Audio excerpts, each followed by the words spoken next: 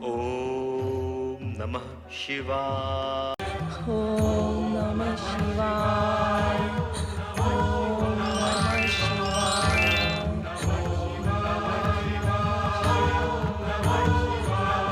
भोलेनाथ, आज आपको अचानक रात्रि में गगन विहार करने की इच्छा कैसे हुई? स्वामी, ये करुण स्वर किस दुखी नारी का है? आज तो तुम प्रश्न पर प्रश्न पूछे जा रही हो। क्या हमारे उत्तर की भी प्रतीक्षा नहीं करोगी? पहले अपने पहले प्रश्न का उत्तर तो सुनो। हाँ स्वामी, आज आपको अचानक रात्रि में गगन विहार करने की इच्छा कैसे हुई? तुम्हारी इच्छा पूर्ति के लिए। मेरी इच्छा पूर्ति के लिए? हाँ, तुम ही तो बार बार कहती रहती हो कि कैलाश में बैठे बैठे तुम्हारा मन उबने लगता है। कहती हो या नहीं? कहती हूँ, परंतु रात्रि में गगन विहार के लिए मैंने कभी नहीं कहा। आज रात्रि में गगन विहार करने का एक विशेष उद्देश्य भी। क्या है वो उद्देश्य? ये करुण नारी स्वर सुन रही हूँ।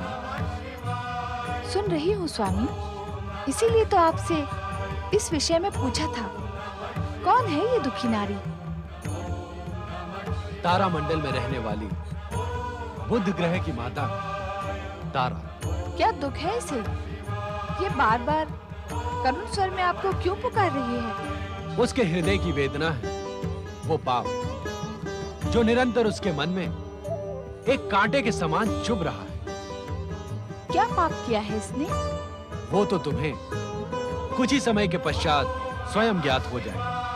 इस समय तारा तारामंडल में रहकर एक साध्वी का जीवन व्यतीत कर रही है।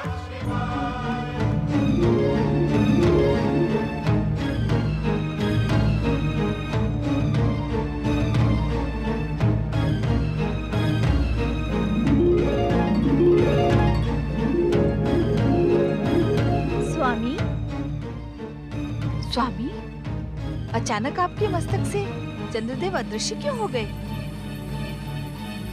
उत्तर दे स्वामी, चंद्रदेव ने पहले तो कभी ऐसा नहीं किया था। आज उन्हें क्या हुआ? सब कुछ अभी ज्ञात करने की इच्छुक हो। यदि तुम अपनी दिव्य दृष्टि का उपयोग करोगी तो तुम्हें ज्ञात हो जाएगा कि तारा के पाप का अपराधी चंद्र है। तारा के पाप के अपराधी चंद्रदेव? हाँ, हमारे कोप के भय से चंद्रदेव यहाँ से अदृश्य होकर चंद्रबिंब में जा चुके हैं। चंद्रशेखर शिव अब क्या चंद्र के बिना रहेंगे? नहीं, चंद्रदेव हमारे मस्तक से अधिक समय तक दूर नहीं रह सकते। उन्हें अपने स्थान पर लौटने के लिए विवश होना होगा। अचानक क्या हो गया स्वामी? आप भगवान शिव का शीश छोड़कर यहाँ कैसे चले आए? मुझे भगवान शिव के कोप का भय है रोहिणी। भय? कैसा भय?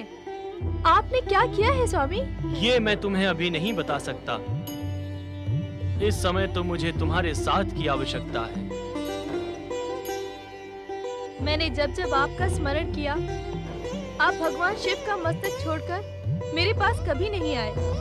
मैं अकेली ही आपके वियोग में तड़पती रही।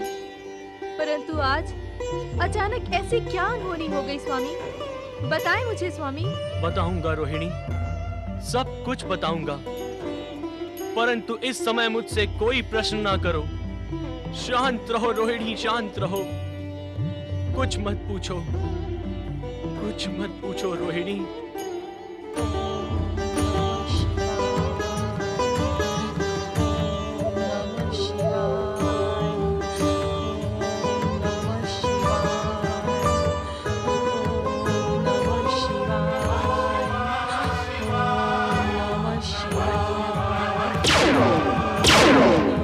माता, तुम्हारी ये करुण पुकार मेरे हृदय को बींध रही है। बताओ माता, क्या दुख है तुम्हें? पुत्र बुध। हाँ माता, बताओ मुझे, तुम्हारा ये दुख दूर करने के लिए मैं क्या कर सकता हूँ?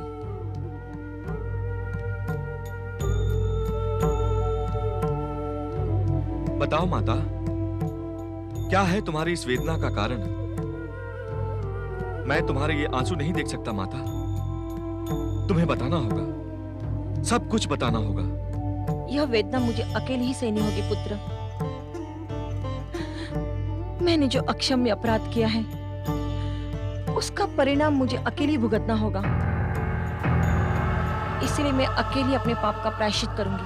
बताओ माता, ऐसा कौन सा पाप किया है तुमने? क्या तुम ये रहस्य अपने पुत्र से भी छुपाने की इच्छुक हो? ये ऐसा अपराध है जो कोई माता अपने पुत्र को नहीं बता सकती। मुझे अकेले छोड़ दो पुत्र। यदि करुणा में भगवान शिव शंकर तक मेरी ये पुकार पहुंचेगी तो वह अवश्य ही मेरी अपराध की अग्नि शांत करेंगे। और जब तक ऐसा नहीं होता मुझे इसी प्रकार पश्चाताप की अग्नि में जलते रहना होगा। मैंने पहले भी कई बार तुमसे इस रहस्य को ज्ञात करने का प्रयास किया, परंतु तुम इस विषय में सदा मौन रही। क्या तुम्हें अपने पुत्र की वेदना पर विचार नहीं आता माता? पुत्र जब अपनी माता को वेदना और दुख से विह्वल देखता है तो उसके हृदय पर क्या बीतती है, क्या इसका ध्यान तुम्हें नहीं होता? मुझे बताओ माता, मैं भी तुम्हारे साथ शिव आराधना करते हुए तुम्हारे प्रायश्चित में सहभागी बनूंगा। नहीं पुत्र, प्रायश्चित पाप करने वालों को अकेले ही करना पड़ता है, कोई इसमें सहभागी नहीं हो सकता। आज मैं ये ज्ञात करके ही रहूंगा कि ऐसा कौन सा कांटा है जो तुम्हारे हृदय को निरंतर पीड़ित करता रहता है। आज ये रहस्य तुम्हें बताना ही होगा माता।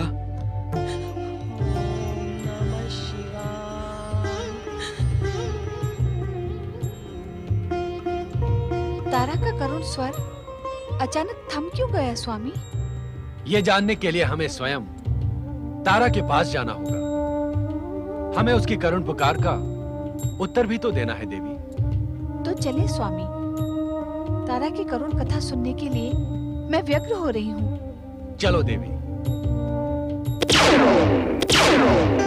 तुम्हारा दुख दूर करने के लिए मैं अपने प्राण भी देने को प्रस्तुत हूँ माता।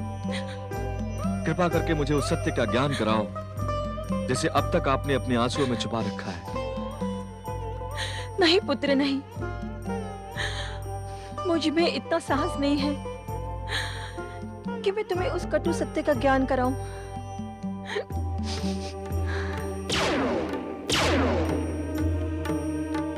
तारा, माता, माता, मुझे इस पाप बंधन से मुक्त करो माता। मैं ये यातना अब और सहन नहीं कर सकती। धैर्य धारण करो देवी तारा, उठो।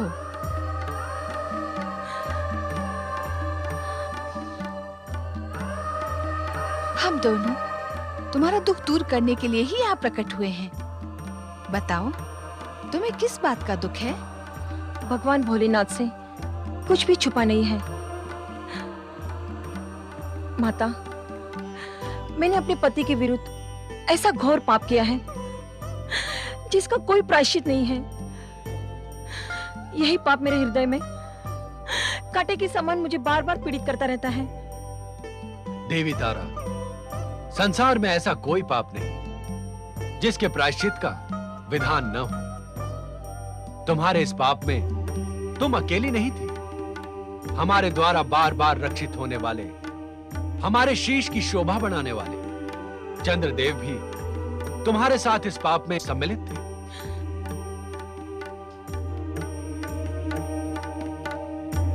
प्रणाम। परंतु इससे मेरा अपराध कम नहीं हो जाता प्रभु शिव शंकर। तारा, पहले हमें विस्तार से बताओ, तुम जिस पाप से इतनी पीड़ित हो रही हो उसका प्रारंभ कैसे हुआ?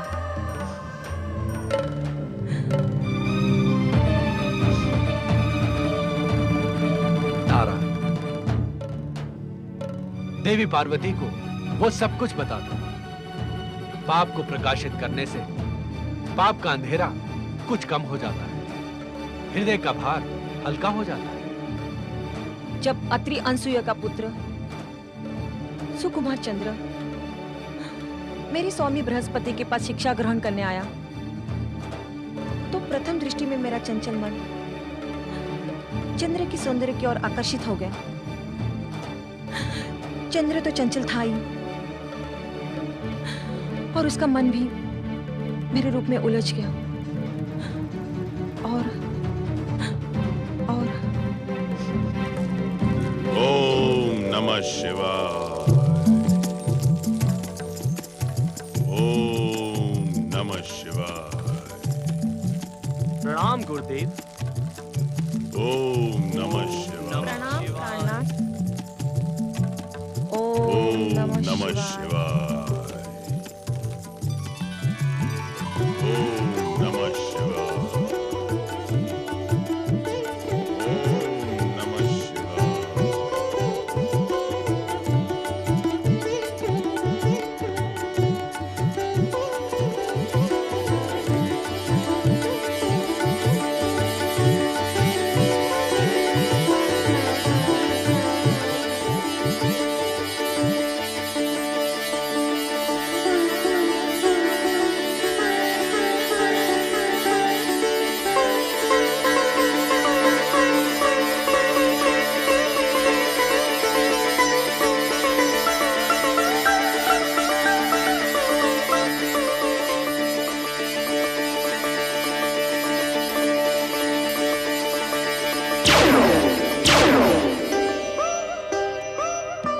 माता, इस प्रकार चंचल चंद्र के प्रथम दृष्टि प्रेम मिलन से मैंने न केवल अपने पति के साथ विश्वासघात किया है, अपितु अपने सतीत्व को भी कलंकित किया है, जिसका परिणाम है तुम्हारा ये निर्दोष पुत्र बुध। नहीं माताश्री, ऐसा न कहो। सारा संसार जानता है कि मैं देवगुरु बृहस्पति और देवी तारा का पुत्र बुध हूँ। ये सुनकर मेरा हृदय छिन्न भिन्न हो रहा है माता। कह दो कि ये सत्य है। कह दो माता कि ये सत्य है। शांत हो जाओ बुध। तुम्हारी माता ने जिस सत्य को स्वीकार कर लिया है, उस सत्य को तुम्हें भी स्वीकार करना होगा। और सच पूछा जाए तो यह सत्य अब सब पर उजागर हो गया है। क्या कह रहे हैं भोलेनाथ? क्या यह सत्य सब पर उजागर हो गया है? तुम्हारा जनक चंद्र इसी कारण हमसे भयभीत होकर चंद्रबिंब में जा छुपा है। भोलेनाथ, आपसे तो ये सत्य छुपा नहीं था, फिर आपने चंद्र को दंडित क्यों नहीं किया? क्या तुम चंद्र का स्वभाव नहीं जानती देवी? यदि हम चंद्र को अपने शीश पर धारण नहीं करते तो चंचल चंद्र न जाने ऐसी कितनी कथाओं को जन्म देता। परंतु अपराधी का दंडित होना उचित है स्वामी। क्या आपने उसे इस विषय में प्रताड़ित भी नहीं किया? चंचल चंद्र हमारे नेत्रों की भाषा समझता है देवी। नहीं स्वामी, चंद्र आपकी करुणा का अनुचित लाभ उठा रहा है। आपका उसे दंडित करना ही उचित है। जिसका स्वभाव ही चंचल और असंयमी हो, उसे हम दंडित कब तक करते देवी? दक्ष प्रजापति द्वारा शापित होने पर हमने उसे रोग मुक्त करने के लिए सोमनाथ ज्योतिर्लिंग की स्थापना की। श्री गणेश द्वारा शापित होने पर तुमने उस पर करुणा की। परंतु फिर भी अपराधी चंद्र को आप नियमित रूप से शीर्ष पर धारण किए रहे। मैं तो कहती हूँ आपको सदा सदा के लिए चंद्र का त्याग कर देना ही उचित होगा।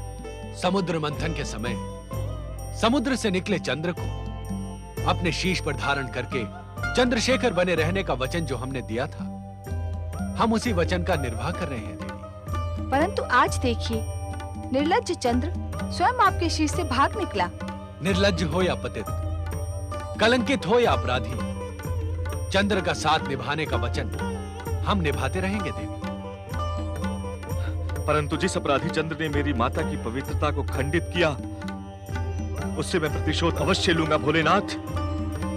मैं उसे शापित करके उसे प्रताड़ित करूंगा। उसे उसकी निर्लज्जता का दंड अवश्य दूंगा। तुम ऐसा नहीं करोगे बुध। अपराधी होते हुए भी चंद्र तुम्हारा जनक है। और जन्मधात्री माता के समान ही आदरणीय है। वैसे भी शाप देने की शक्ति कठोर तपस्या से प्राप्त होती है। इस समय तुम शाप देने की स्थिति में नहीं हो, इसीलिए चंद्र को शाप देकर प्रताड़ित करने का विचार त्याग दो। तो मैं क्या करूं भोलेनाथ? आज जो पीड़ित सत्य मेरे सामने आया है, क्या उसके अनुताप से मैं अपनी माता के समान व्याकुल रहूंगा? मुझे इस व्याकुलता से मुक्ति दिलाएं भोलेनाथ।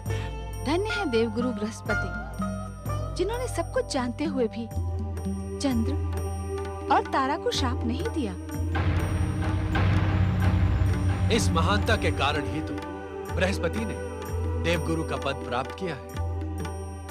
मन ही मन सुलगता